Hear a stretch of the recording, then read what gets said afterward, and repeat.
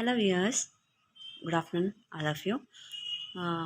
ఈరోజు నేను ఎస్ఏ ఇంగ్లీష్కి సంబంధించి మార్నింగ్ షిఫ్ట్ ఇవాళ అంటే 13th డేట్ జూన్ జరిగిన మార్నింగ్ షిఫ్ట్ ఎగ్జామ్ గురించి, అందులో మనకిచ్చిన general knowledge, philosophy, psychology bits గురించి కొన్ని అయితే నేను ఎక్కువ ఎక్స్ప్లెయిన్ చేస్తున్నా. అంటే నేను ఓన్లీ క్వశ్చనరీస్ ఎట్లున్నాయని మాత్రమే చెప్తున్నా, ఆన్సర్స్ అయితే కాదు. జస్ట్ మీకు ఒక ఐడియా ఉంటుంది కదా. సో నేను ఆల్రెడీ మీకు ఒక వీడియోలో చెప్పాను, ప్రీవియస్ వీడియోలో మ్యాథ్స్కి సంబంధించి general knowledge, philosophy, psychology bits గురించి చెప్పాను. ఇప్పుడు ఈ వీడియో గురించి చూడండి. ఓకే, వీడియో చూసే ముందు లైక్, షేర్ అండ్ సబ్స్క్రైబ్ చేయండి.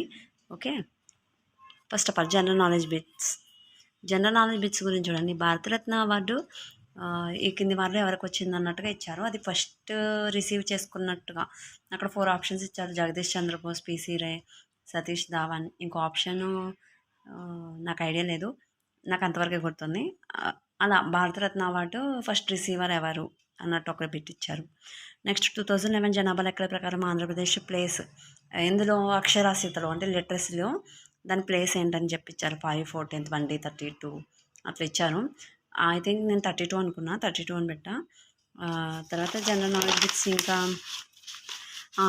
మనకి రివర్స్ ఉన్నాయి కదండి: గంగా, యమున, గోదావరి, కృష్ణ. రివర్స్కి సరిహద్దు రాష్ట్రాలని చెప్పి ఒక 4 ఆప్షన్స్ ఇచ్చారు.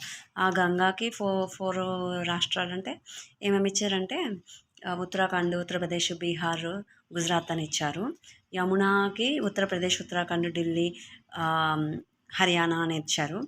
గోదావరికి ఆంధ్రప్రదేశ్, తెలంగాణ, మహారాష్ట్ర అని ఇచ్చారు. కృష్ణాకి కూడా సేమ్ అవే ఆప్షన్స్ ఇచ్చారు. ఇందులో కరెక్ట్ కానిది ఏంటన్నట్టుగా మనం పెట్టాలి. తర్వాత bit national sports day, Hindi day, అలా కొన్ని డేస్కి సంబంధించినవి ఆల్టర్నేట్గా ఇక్కడ 4 ఇచ్చి ఇక్కడ 4 డేట్స్ ఇచ్చారండి. జూలై 16, జూన్ ఆగస్ట్ 29 అట్లా కొన్ని ఆప్షన్స్ ఇచ్చారు. ఆప్షన్స్ ఇచ్చి ఆ బిట్స్ ఇచ్చారు. అట్లనే ఇలా 4 ఆప్షన్స్ ఉన్న బిట్సే ఎక్కువగా మనకి ఇచ్చారు. అవి మీరు చూసుకోండి. జనరల్ నాలెడ్జ్కి సంబంధించి నాకైతే అవే గుర్తున్నాయి. తర్వాత సైకాలజీకి సంబంధించి బిట్స్ చెప్తాను చూడండి. తారండైక్ నియమాల గురించి ఇచ్చారండి. సేమ్ ఇదే బిట్ గురించి నేను నిన్న మీకు ఆల్రెడీ ప్రీవియస్ వీడియోలో చెప్పాను. మళ్ళీ మీరు ఒకసారి ఆ వీడియో కూడా చూడొచ్చు. అలాగే డిఫరెన్షియల్ ఆప్టిట్యూడ్ టెస్ట్ లక్షణాలు అంటే అందులో న్యూమరికల్ ఆప్టిట్యూడ్ టెస్ట్ కదా ఇది. ఆప్టిట్యూడ్ టెస్ట్కి సంబంధించి ఏమేమి ఇచ్చారు అని అంటే అందులో న్యూమరికల్ ఎబిలిటీ ఉంటుందా, రీజనింగ్ ఉంటుందా, ఆ రీజనింగ్లో యాంత్రిక వివేచన అంటే తెలుగు నాకు అంత ఐడియా రావట్లేదు. ఆ రీజనింగ్కి సంబంధించి అలా ఒక 4 ఆప్షన్స్ ఇచ్చారు. అందులో కానిది ఏదని చెప్పి అని ఇచ్చారండి. సో వాటి యొక్క లక్షణాలన్నీ మీరు చూసుకుంటే కానిది ఏంటనేది మీకు ఈజీగా తెలిసిపోద్ది. నెక్స్ట్ ఆర్మీ ఆల్ఫా పరీక్ష అనేది వేగ పరీక్ష, సామూహిక పరీక్ష, అశాబ్దిక పరీక్ష అని 4 ఆప్షన్స్ ఇచ్చి అందులో కానిది ఏదని ఇచ్చారు. నేనైతే సామూహిక పరీక్ష కాదు, వ్యక్తిగత పరీక్ష అని అనుకుంటున్నాను. మీరు అయితే చూడండి. ఉపగమ సంఘర్షణ గురించి ఒక బిట్ ఇచ్చారండి. అంటే ఇప్పుడు ఒక అబ్బాయికి 2 పెళ్లి పిలుపులు వచ్చాయి. ఆ 2 పెళ్లి పిలుపుల్లో చాలా ఇంపార్టెంట్వి, రెండిటికి వెళ్ళాలి. రెండిటికి వెళ్ళడం గురించి అక్కడ తను ఎదుర్కొనే సంఘర్షణ ఏంటి అని చెప్పి ఒక బిట్.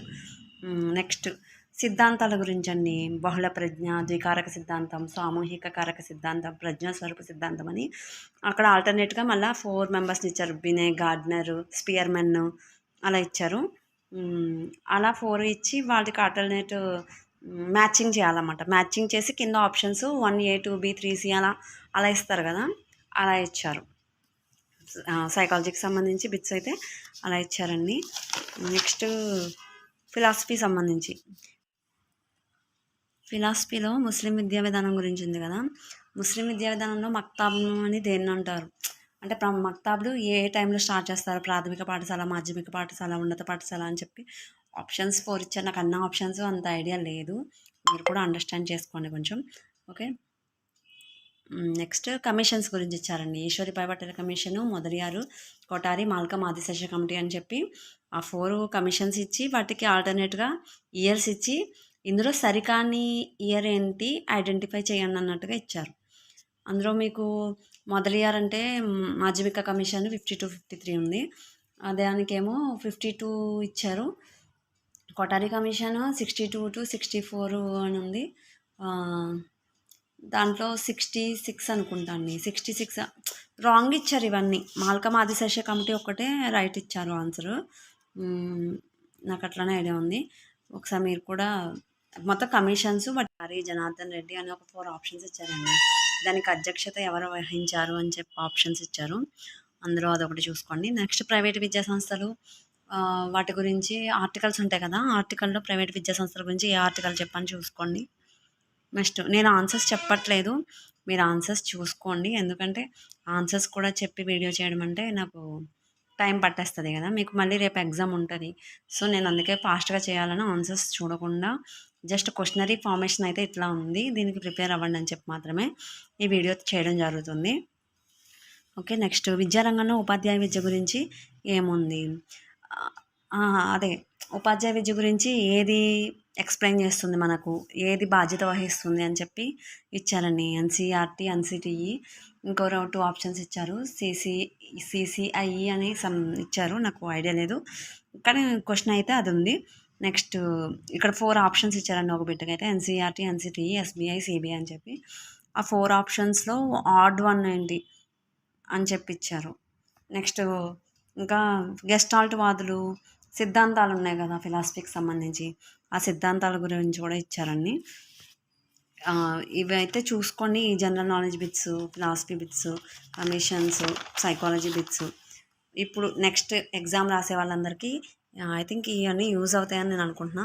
ఎందుకంటే నార్మలైజేషన్ చేస్తారు కాబట్టి మ్యాక్సిమం ఇట్లాంటి బిట్సే ఇస్తారని నా అభిప్రాయం. సో, మీరు ఈ బిట్స్ అన్ని చూసుకొని బాగా ప్రిపేర్ అయ్యి వెళ్ళండి. ఓకే. ఇప్పుడు ఎగ్జామ్‌కి ప్రిపేర్ అయ్యే వాళ్ళందరికీ కూడా ఆల్ ది బెస్ట్. ఇంకా 6 వరకు కూడా మనకి ఎగ్జామ్స్ జరుగుతాయి కాబట్టి రిమైనింగ్ ఇంకా రాయవలసిన వాళ్ళు ఎవరున్నారో వాళ్ళంతా ఎగ్జామ్ మోడల్ పేపర్ ఎలా ఉందని చెప్పి మీకు యూట్యూబ్‌లో కూడా అవైలబుల్ ఉంటున్నాయి కదా! ఇప్పుడు నేను ఎట్లా చేశానో అలాగే ఇంకా చాలామంది చేస్తారు. నాకు ఐడియా ఉన్న బిట్స్ అయితే నేను చెప్పాను. లైక్ చేయండి, షేర్ చేయండి, సబ్స్క్రైబ్ చేయండి. Okay. Thank you for watching అండి. అండ్ ఇంకా తర్వాత ఎగ్జామ్ రాసే వాళ్ళందరూ బాగా ఎగ్జామ్ రాయండి. అస్సలు కంగారు పడొద్దు.